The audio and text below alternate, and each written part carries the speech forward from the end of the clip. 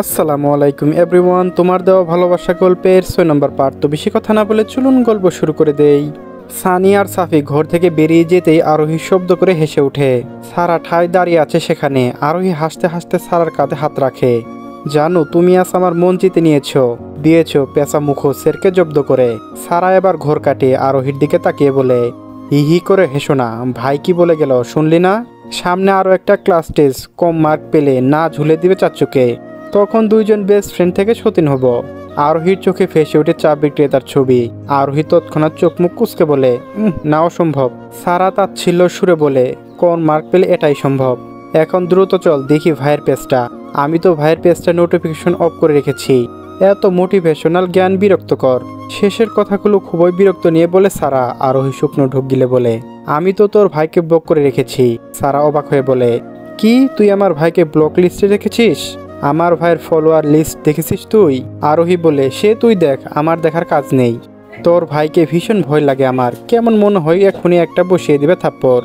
থাপ্পড়ের কথা শুনতে সারা আরোহীর দিকে চোখ পাকিয়ে তাকায়। এই শব্দ নেক্সট টাইম আমার সামনে নিবি না। আরোহী বলে, ওহ সরি, তোর ফ্রেন্ড লিস্টে না, তাই আমারও এড ফ্রেন্ডে এসেছিল তোর ভাইয়ের আইডি। ওই দিন আমি ব্লক করে দিয়েছি যাতে আমার আইডি তোর ভাইয়ের সামনে না যায়। যদি আমার ফেসবুকে পোস্টগুলো দেখে নেয় তখন তারা ব্যঙ্গ করে বলে, আমার ভাইয়ের তো কাজ নেই তোর আইডি দেখতে যাবে। আরোহী বলে, সে তো আমি জানি, তবু আমি কেন রিস্ক নিতে চাই না। বেশ, তাহলে এখন ব্লক খুলে ফ্রেন্ড রিকোয়েস্ট পাঠা। আরোহী বলে, ফ্রেন্ড লিস্টে থাকা কি প্রয়োজন, ওনার পেজ ফলো করবো তাই হবে। তারা বলে, কেন দে তোর ফোন, একে তো আমার ভাইকে ব্লক লিস্টে রেখেছিস তুই। সারা জোর করে আরোহীর থেকে ফোন নিয়ে সাফি মেহতাব খান নামক ফেসবুক আইডি ব্লক ছেড়ে ফ্রেন্ড রিকোয়েস্ট পাঠাতে বলে, তোর না ফেসবুকে একটা ভালো ফ্রেন্ড ছিল, কথা হয় কি? আরোহী হলো, মাঝে মাঝে। রাত 10টা, চাঁদের রেলিং ধরে চুপচাপ দাঁড়িয়ে আছে সানি। বিশাল বড় আকাশে একটা মাত্র চাঁদ। চাঁদের একাকিত্ব যেন তার একাকিত্ব ভীষণভাবে স্মরণ করিয়ে দিচ্ছে। তার কানে ভাসছে ছাড়া বলা একটা শব্দ, ভুল মানুষ। দীর্ঘ শ্বাস ফেলে সানি দূর আকাশের দিকে তাকিয়ে সানি মনে মনে বলে, তোমাকে সঠিক প্রমাণ করতে গিয়ে তোমার চোখে ভুল আমি। সব কথা যুক্তি খুঁজতে গিয়ে হৃদয়ের সুর হারিয়ে ফেলেছি আমি। বিলম্বিত অশ্রুটানে পৌঁছে গেছি সেখানেই, যেখানে সত্য আর ভুলের মাঝে আছো তুমি আর আমি একা। সারা করিডোরে রাখা ফ্রিজ থেকে ঠান্ডা পানি নিয়ে সিঁড়ি উপরে উঠতে নিয়ে চোখ দেয় ছাদের দরজার দিকে।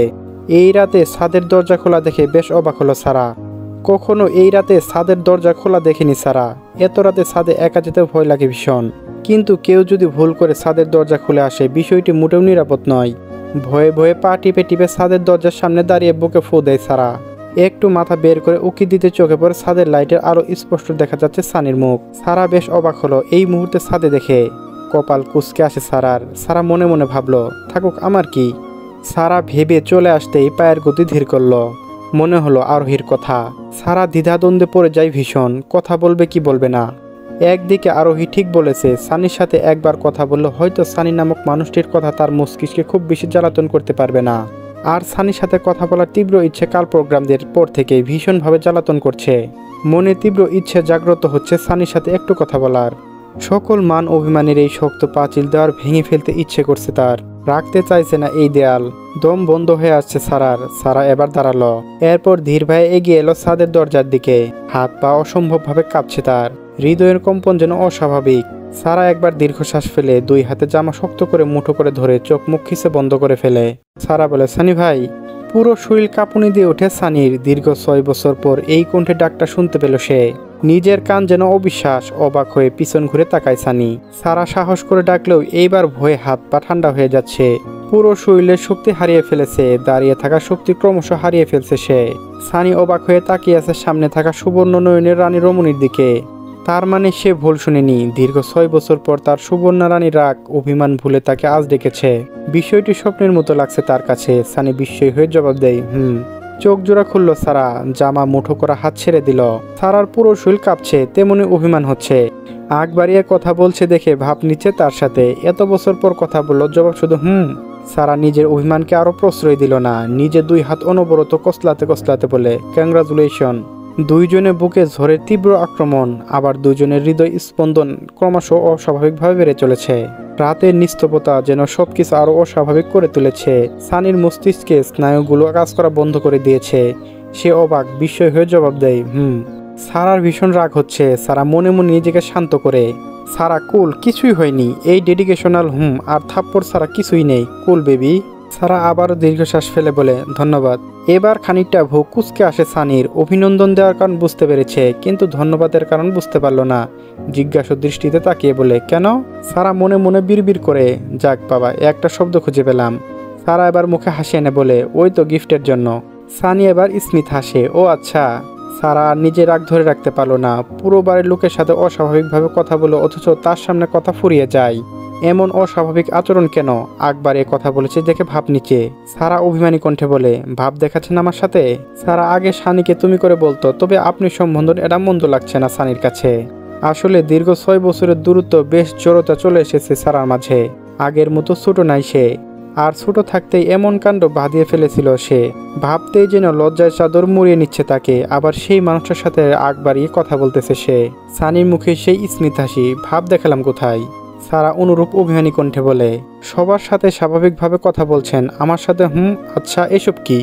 আমি আগ বাড়িয়ে কথা বলছি তাই ভাব দেখাচ্ছেন?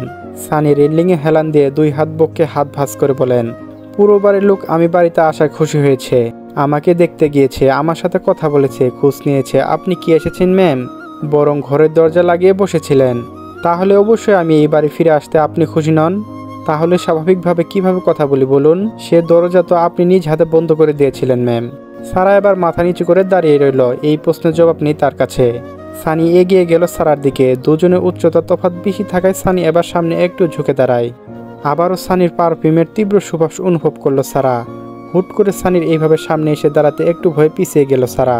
আবারও থাপ্পড় খাওয়ার আগে দৌড়ে পালাবে সে। সানি ধীর কণ্ঠে বলে ছোটরা ভুল করলে সেই ভুল শুধরানো কি অধিকার নেই বড়দের? সারা চোখে পিট পিট করে সানির দিকে তাকায়, ডান গালে হাত রেখে অসহায় কণ্ঠে বলে তাই বলে এইভাবে এতটুকু বাচ্চার গালে থাপ্পড় দিবেন আপনি? সানি এবার মৃদু সুরে হেসে উঠে সারার এমন কথায়। সারা অবাক হয়ে তাকিয়ে আছে হাসির দিকে। সানি হাসি মুখে বলে যে প্রপোজ করতে পারে সে এতটুকু বাচ্চা কিভাবে হয়? সারার দিকে ভ্রু নাচিয়ে কথাটুকু বলে সানি। সারার লজ্জায় আড়ন হয়ে গেল। তখন ছোট ছিল, না বুঝে করে ফেলেছে, এখন তো বড় হয়েছে। এই মুহূর্তে সানির সামনে দাঁড়িয়ে থাকতে বেশ লজ্জা পাচ্ছে সারা। কি ভয়ঙ্কর অসম্ভব এক পরিস্থিতি। সারার সঙ্গে সঙ্গে নিজের চোখ নামিয়ে নেয়।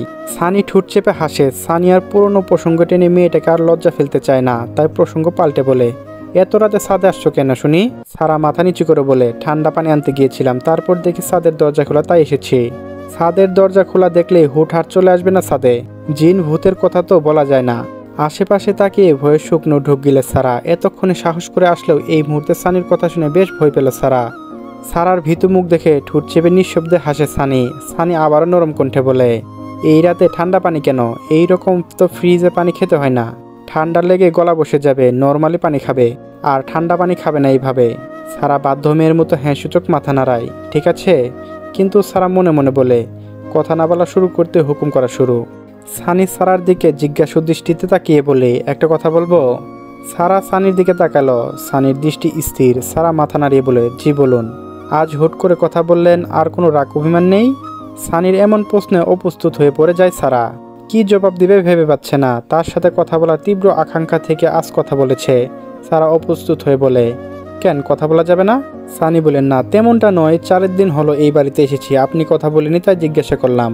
হুট করে রাগ অভিমান কিভাবে হারিয়ে গেল? আচ্ছা যাই হোক, এইবার যান, ঘুমিয়ে পড়ুন। সারা বলে আপনি যাবেন না? একটু পর যাচ্ছি, আপনি যান তাহলে। সারা বলে আপনাকে ভূত ধরবে না? সানি মুচকে হেসে বলে না, ওদের সাথে আমার ভালো সম্পর্ক। ভূ কুচকে আসে সারার। সারা বুঝতে আর বাকি রইল না। সানি মজা নিতে সারার সঙ্গে। সারা অভিমানী কণ্ঠে বলে ঠিক আছে, গল্প করুন আপনার বন্ধুদের সাথে। সারা কথাটি বলে পা বাড়াতে নিলে সানি হাস্যোজ্জ্বল মুখে বলে ওঠে ম্যাম, ফোনের ওয়ালপেপারটা পাল্টাবেন, আর ডান গালে ছবি দিয়ে রাখতে হবে না। সারা যেমন অবাক হলো, তার সাথে বেশি লজ্জাও পেল। এই মানুষটা তার ফোনের ওয়ালপেপার কিভাবে দেখতে পেল?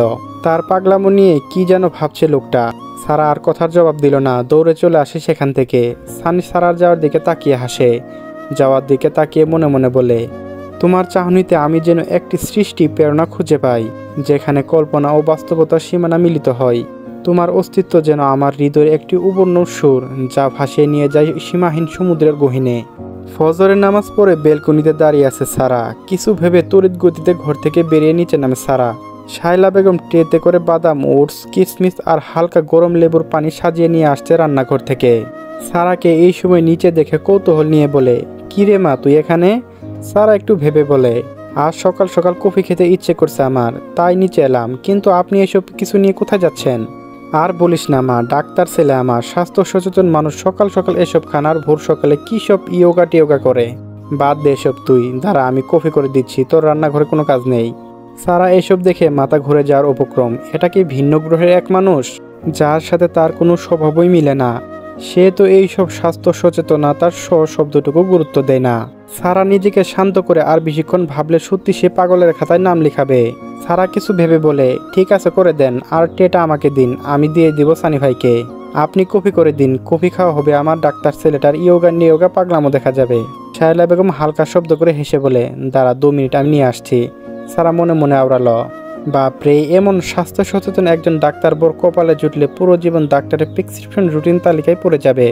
আর তুই এই মানুষটার উপর উষ্টা খেয়ে খোঁচার মতো ক্রাশ খেয়েই যাচ্ছিস। সারার ভাবডান বাজে কফি নিয়ে চলে আসে শায়লা বেগম। ট্রেতে কফি মুখ রেখে বলে, নিয়ে যা। ঠিক আছে যাচ্ছি, সানি কিন্তু সাদে। সারা হে সূচক মাথা নাড়িয়ে সাদে চলে যায়। সাদে উকি দিতে সারার চোখ কপালে রসালোর মতো গোল গোল চোখ করে তাকিয়ে রয়েছে। সাদা রঙের টি শার্ট পরা আর নেভি ব্লু রঙের ট্রাউজার পরে ধ্যান করার মতো বসে রয়েছে সানি। এই ইয়োগা ফেসবুকে ইউটিউব অনেকবার চোখে পড়েছে তার, তবে এইসব কোনো আগ্রহী তাই গুরুত্ব দিয়ে দেখেনি কখনো। সারা ফিক করে হেসে দেয়, ফোন আনলে ছবি তুলতে পারতো, মিস করে ফেললো সারা নিঃশব্দে হাসছে। সানির ভয়ে শব্দ করতেও হাসতে পারছে না। এইসব ইয়োগা তার কাছে পাগলামো লাগে। সারা পা টিপে টিপে হেঁটে সানির সামনে দাঁড়ায়। সানি চোখ বন্ধ করে বলে, ফ্লোরে রেখে দিন। এত সকাল সকাল এমন সারপ্রাইজ আপনি আনলেন যে? মানলো না।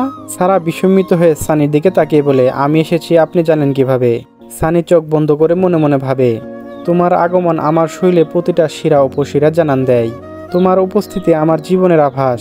সানি তার মনের কথা মনে রেখে চোখ মেলে তাকালো, এরপর স্বাভাবিক নেই বলে, মানুষ যখন চোখ বন্ধ করে প্রকৃতি হাওয়া অনুভব করে তখন সেই মুহূর্তে তার শ্রবণ শক্তি বৃদ্ধি পায়। আমি তোর পায়ে শব্দ শুনেছি, মা আর মামি আসলে কিছু না কিছু বলতেন, কিন্তু আপনার নীরবতায় বুঝতে পারলাম আপনি এসেছেন। সারা বলে, ও আচ্ছা। সানি বলে, জি ম্যাম। এখানে আপনার আগমনের কারণ? সারা মেঝেতে ট্রে রেখে সানির মুখোমুখি বসতে বলে, আপনার কোনো সমস্যা হলো? চলবে, পরবর্তী পার্টও এই চ্যানেলে আপলোড দেওয়া হয়েছে, তো সবাই দেখে নিন। ধন্যবাদ।